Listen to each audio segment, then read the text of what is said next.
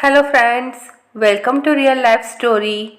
और आज की स्टोरी है आमदनी अठन्नी और खर्चा रुपया। बहुत अच्छी कहानी है, पूरी सुनिएगा और अपने सजेशंस कमेंट सेक्शन में ज़रूर दीजिएगा। ममता, तैयार हो जाओ, हमें सोसाइटी के फंक्शन में जाना है। पिछली बार देर हो गई थी। अभी तैयार होती हूँ, ज़रा बर्तन वगैरह धो लूँ, फिर सुबह एक साथ बहुत काम हो जाता है और ठंड में उठा भी नहीं जाता जल्दी। तुम भी ना हर वक्त काम फैलाए रहती हो। सुबह ही बता दिया था कि रात में चलना है, फिर भी काम नहीं करके रखी। सब आखिर के लिए छोड़ देती हो। जल्दी निपटाए करो काम। ममता रसोई में बड़बड़ा रही थी। सारा काम अकेले करो, उसके बाद भी सुनो। कितनी बार कहा है नौकरानी लगा लूँ तो थोड़ा आराम मिल जाएगा, पर इतनी कम सैलरी में कैसे। ममता और सतीश थोड़ी देर में फंक्शन में पहुंचे। सभी लोग पूछ रहे थे, क्या हो गया सतीश, तुम तो समय से बड़े पाबंद हो, आज देर कैसे हो गई। सतीश को ये सुनकर थोड़ा बुरा लगा। उसने सारा दोष ममता को जड़ दिया। अरे ये बीवियां तैयार कहाँ होती हैं जल्दी, जब से शादी हुई है जिंदगी बदल गई है। ममता गुस्सा करके दूर जाकर अपनी सहेलियों के साथ बैठ गई। सब आपस में पंचायत कर रही थी। कोई अपनी कामवाली की तारीफ करती तो कोई अपनी सास की बुराई करती। सब एक दूसरे के साथ ठहाके लगा रही थी। ममता चुपचाप बैठी थी। तभी उसकी सहेली आशा पूछती है, ममता यार, तेरी कामवाली मेरे यहाँ काम करने आ सकती है? क्योंकि मेरी कामवाली छुट्टी बहुत करती, तो मैंने उसे हटा दिया।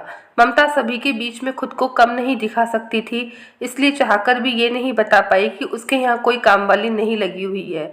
उसने आशा को बोला, ठीक है, मैं पता करके बताती हूँ उसके पास समय है या नहीं। अब ममता ने झूठ तो बोल दिया था, पर सबसे बड़ा सवाल ये था कि वे इतने कम समय में कामवाली कहाँ से लाएगी। ममता ने जुगाड़ लगाकर एक दो दिन में कामवाली रख ली और उसकी बात आशा से करवा भी दी।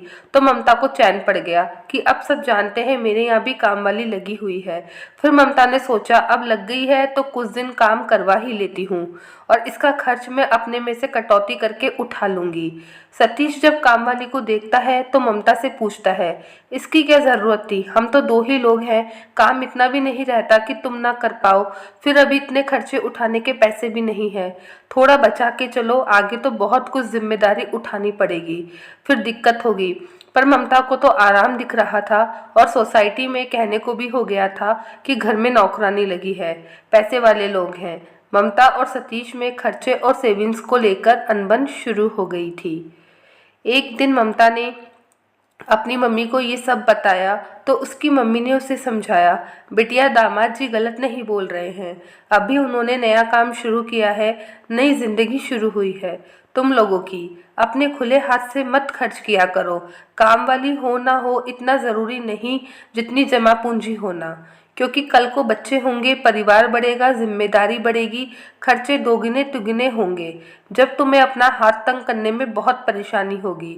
हमेशा याद रखना, खुशहाली उस घर में ही आती है जहाँ गृहिणी समझदारी से, काम से, दिखावे से नहीं। उतने ही पैर पसारो जितनी चादर हो।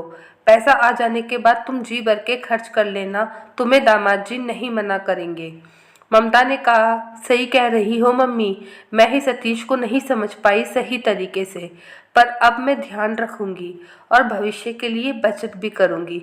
मेरी प्यारी माँ, तुम ना हो तो मैं कुछ समझ ही नहीं पाऊँ। और ममता ने आज से तय कर लिया था कि जितनी चादर होगी वे उतने ही पैर पसारेगी और अब वो कामवाली को मना कर देगी कि अब उसे काम के लिए उसकी ज़रूरत नहीं है और अपने पति के सहयोग देगी। दोस्तों, आपको ये कहानी कैसी लगी कमेंट सेक्शन में ज़रूर बताइएगा। कई बार हम गृहिणियाँ इन मामलों में उलझ जाती हैं। आपकी क्या राय है, ज़रूर बताइएगा।